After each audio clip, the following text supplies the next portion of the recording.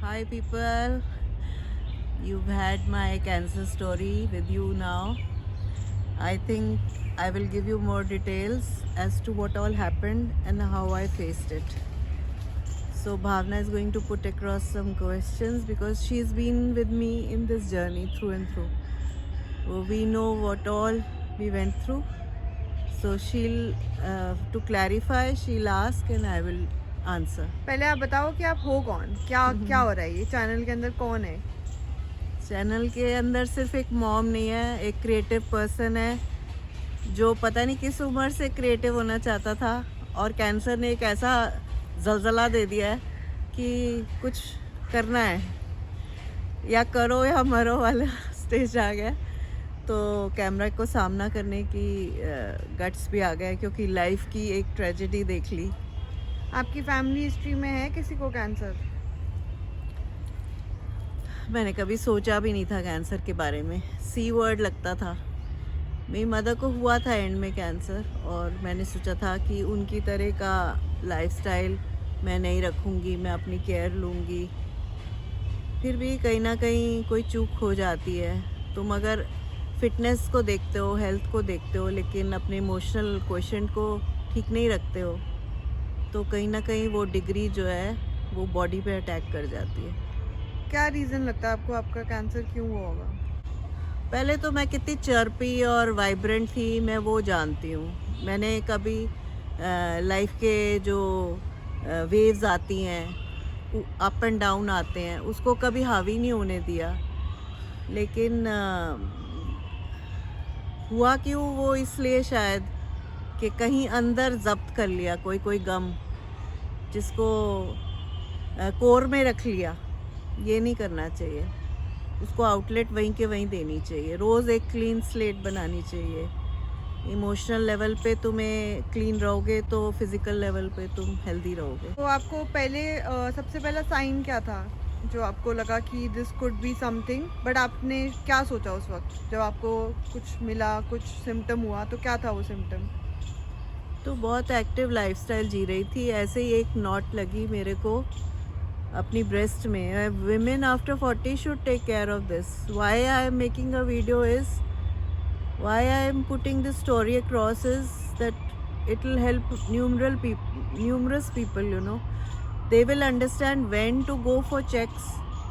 After 40 you should get done your checks, whether it is uterus, whether it is your mammogram. You have to, because that will keep you know safe side. तो हुआ क्या? तो हुआ क्या, एक not थी breast में, ऐसे हल्की सी थी, लाइक चेरी की जैसे वो गिटक होती है, the seed of the cherry, वैसा था। तो टच करने पे मुझे पता लग रहा था, लेकिन हार्मलेस सा लग रहा था because it was not paining, it was not expanding. और कोरोना का टाइम था और मैंने सोचा कि हॉस्पिटल में जाना तो सेफ़ नहीं है। तो मैं उसको लेके बैठी रही, भावना बोलती रही कि मम्मी आप दिखा लो।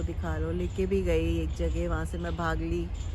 डरी नहीं थी पर कैसे भागे थे? इस क्लिनिक से बाहर निकल के कहती है मैं घर चली जाऊंगी, और घर हमारा 45 मिनट्स दूर था।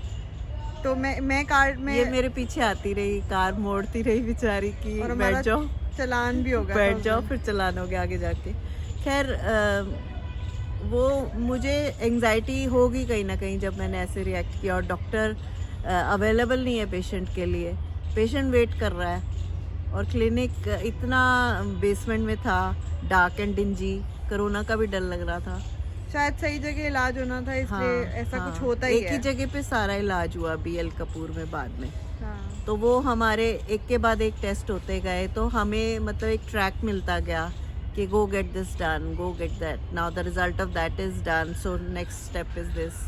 तो वी वर लाइक चैनलाइज कर दिया हमको। फर्स्ट 10 डेज तो बहुत डिफिकल्ट थे क्योंकि हम कंटिन्यूसली पूरा दिन हॉस्पिटल में गुजारता था, रात को बाहर निकलते थे। लेकिन मैं बहुत डिनाइल में थी क्योंकि मैं अपने आप को बहुत फिजिकली एक्टिव और फिट समझती थी।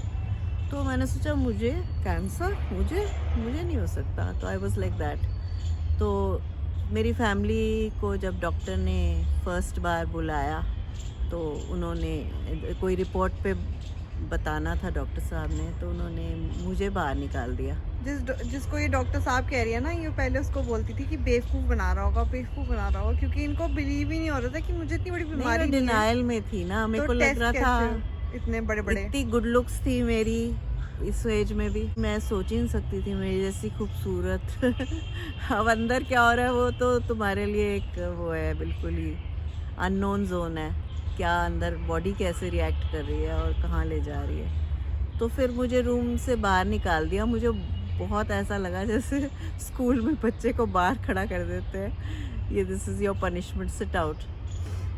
तभी मेरे को थोड़ा सा तो लगा था कि what they are hiding like, लेकिन फैमिली ने सोचा पता नहीं कैसे क्योंकि लेंगे। आपको इसलिए भी थोड़ी इंडिकेशन थी क्योंकि नानी के टाइम पे आप लोगों ने नानी को नहीं बताया था ना कि उनको कैंसर है, तो मैं आपको नहीं थोड़ा सा चाहती थी कि इंडिकेशन। मेरी अवेयरनेस मेरे को हो, मुझे पता चले कि मुझे क्या है, ये मुझे पता होना चाहिए। मेरे को ऐसे लगता कि मेरी बॉडी है, I should know and I will cope with it. ये भी मुझे यकीन था कि अगर आ गया तो मैं रोना धोने में टाइम नहीं खर्चूंगी, और सेल्फ पिटी पे तो बिल्कुल भी नहीं, और अपनी फैमिली पे तो ज़्यादा नहीं आने दूंगी। उसका इम्पैक्ट खुद से लेके नेविगेट कर जाऊंगी। ठीक है, तो जिस दिन आपको पता लगा उस दिन क्या हुआ, कैसा रिएक्शन था आपका? मिक्स था, कुछ मतलब पता था कि ये आने वाली है चीज़, तो कभी मैं हंसती थी, ऐसे ही कह रहे हो, कभी मैं रोती थी, मतलब हल्का सा मिक्स इमोशन था, हंसना रोना, जैसे एक बिलीव बच्चे कर लिया को। था आपने इमिडिएटली कि सच कह रहे हैं हम, या आपको लगा कि शायद ये कुछ मिस्टेक है, कुछ गड़बड़ हो सकती नहीं, है? जैसे मेरी फैमिली ने सोचा था कि मैं नेगेटिव वे में लूँगी, वो नहीं हुआ। मतलब फिर मैंने एक्सेप्टेंस शो करा। एक्चुअली हमें ये लग रहा था कि आप इलाज नहीं कराओगे क्योंकि आपको मेडिकल सिस्टम में इतना बिलीफ ट्रस्ट नहीं था। है, हाँ। तो मुझे लगा कि कहीं आप इलाज ना कराओ, ये डर था मुझे। अब मेरे टेबल पे इतनी सारी दवाइयाँ होती हैं, उस दिन मेरी सिस्टर भी बोल रही थी कि तू तो मेडिकल सिस्टम में बिलीव नहीं करती थी, अब इतनी सारी दवाइयाँ। तो वही है कि जब सिर पे पड़ती है तो एक्सेप्टेंस तो आ ही जाता है। फिर जब जिस दिन आपको पता लग गया उस दिन आपने शायद अपने आप को मेंटली प्रिपेयर करना शुरू कर दिया। हाँ, फिर 1-2 दिन ही थे आपके पास मुश्किल से सर्जरी से पहले, मेंटली प्रिपेयर कर लिया जिसमें मैंने। आपने पूरे घर के काम कर मारे। हाँ, मैंने इसलिए कर लिया कि फिर मैं बिजी हो जाऊंगी हॉस्पिटल में, तो मुझे रातों को जाग जाग के, ये रातों का जागना, ये इस पे भी सवाल किया जा सकता है। मेरे को रातों का जागने ने खराब किया है। क्योंकि सुशांत सिंह की न्यूज़ आ गई थी डेथ की, और मम्मी रोज़ सुशांत सिंह की न्यूज़ भी देखती थी। और मैं दिल पे लेती थी, साथ जैसे में किसी अपनी मदर लाइफ का पे भी। बेटा चला जाता है, तो मैं रोज़ सोचती थी क्यों इसको सुसाइड करना पड़ा, सुसाइड नहीं है और क्या हुआ होगा। मतलब एंग्जाइटी इतनी रखती थी कि मेरी शुगर लेवल्स 500 चले गए। एक ये भी पॉइंट होता है कैंसर बनने का। तो I am giving you all the science and signals which I have now, you know, retrospect में मैंने सोचा इसके बारे में, तो मुझे लग रहा है कि अच्छा ऐसे हुआ होगा। जब शुगर शूट करती है तो कैंसर एक्टिवेट हो सकता है, मैं समझती हूँ ऐसा।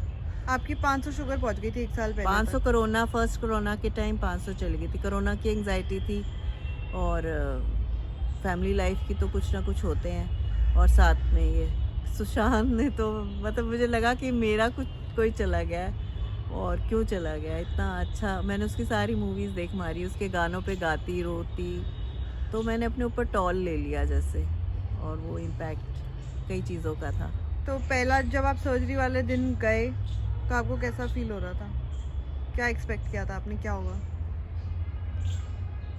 मैं तैयार होके गई, जो कपड़े मैं कभी अलमारी में जोड़ के रखती थी कि कभी अच्छा मौका आएगा फिर पहनूंगी, मैंने हॉस्पिटल में पहने।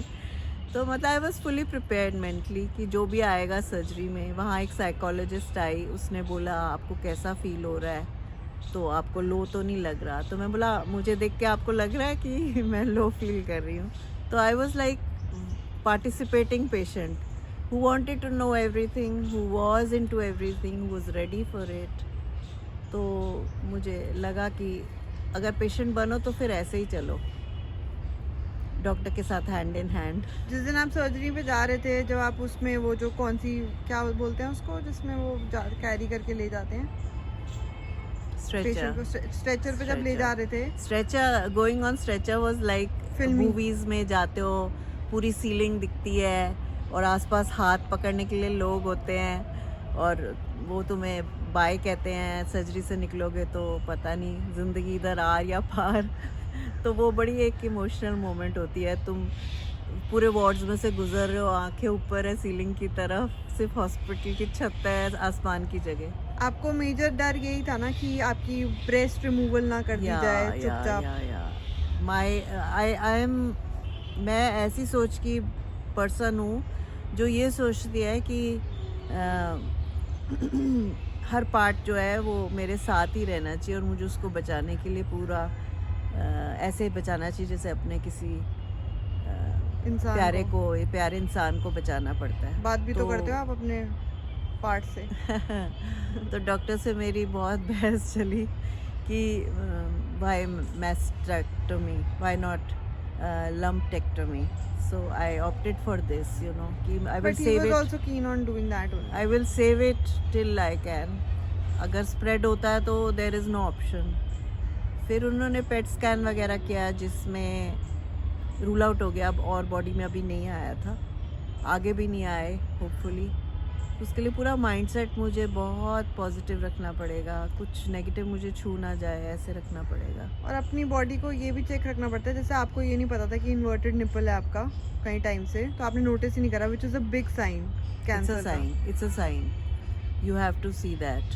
पेनलेस हो तो ये मत सोचो कि पेनलेस है और ज़्यादा डेंजरस होता है। Painless is more dangerous. I never knew all this. I thought when it pains is. So basically when I read the symptoms online तो मेरे को तब रियलाइज़ हुआ कि my god the symptoms are falling in place. अगर painless, जब मैंने painless word पढ़ा I was more scared. So when you are undressing, you should always check yourself. Like I was totally lost in that. तो तुम्हें जानना चाहिए अपनी body के बारे में, there's no harm। और फिर उसके बाद जो स्टेप्स हैं, चेक्स ले लो 40 के बाद, every 5 years। Mammography basically। Mammogram, it's painless procedure which will safeguard you। तो जब आप सर्जरी से पहले जो आपके टेस्ट हुए तो उसमें सबसे गंदा वाला टेस्ट कौन सा था? बायोप्सी था, एडवांस बायोप्सी। क्या किया था उन्होंने उसमें? उन्होंने एक नीडल अंदर इंसर्ट करके और थोड़ा सा कट आउट करके फ्लैश निकाला था ताकि उनको ज़्यादा वो मिले, margin to see what's happening around. Anaesthesia दिया था उसको? नहीं, लोकल एनेस्थीसिया पता नहीं, मुझे पेन हुआ था, it went into my eyes. और जब मैं बाहर आई, भावना को मेरी पेन दिखी मेरी आंखों में। I don't remember exactly local दिया था या नहीं दिया था, पर मुझे पेन की रियलाइजेशन बाद में हुई थी बहुत ही। और उसमें आ गया था समथिंग, पढ़ा था ना हमने, कार्सिजन, उसको कार्सिजन कहते हैं कैंसर को। तो मतलब वो थी प्रोफेशनल लैंग्वेज या साइंटिफिक लैंग्वेज जो हम कैंसर नहीं समझना चाहें तो तब तक सोचें ये कार्सिनोमा क्या है, कार्सिनोमा क्या है। उसके बाद HER2 पॉजिटिव भी आया। HER2 पॉजिटिव में मुझे बहुत लंबा इलाज चाहिए, एक पूरा साल लगा सर्जरी में, कीमो में, रेडिएशन में, और अब 1 साल और लगेगा जिसमें मेरे को एक इंजेक्शन लगेगा हर पोस्ट कीमो है, post radiation. It's like chemo only sort of. Doctor यही बोला कि आपने 2 साल गवाए कोरोना में, अगर 2 साल आप ज़िंदगी के और गवा दोगे मेडिकल प्रोसीजर्स में और उसके बाद लाइफ अहेड अच्छी हो जाती है तो why not, you it's not a waste losing time. मुझे लग रहा था मैंने तो ट्रैवल करना था, मैंने तो मस्ती करनी थी, तो कोई नहीं, टाइम्स आर अहेड। तो अब आगे की स्टोरी जानने के लिए नेक्स्ट वीडियो। या thank you so much. I mean, what I share is if it can help even one person, because every 10th person is having cancer. So हमारे घर में कितनी आसपास आ गया? Cervix cancer, uterus cancer, breast cancer, in the blood. So there is so much. मतलब मैंने इतनी misery देखी है ना कि it has changed me. मैं बदल गई हूँ, मुझे लगता है मैं बदल गई हूँ, पता नहीं देखने वाले समझेंगे। So thanks a lot. Please like if you like the video and subscribe to our channel, and please share it also, and if you put comments I will readily answer you back. Thanks a lot. Bye.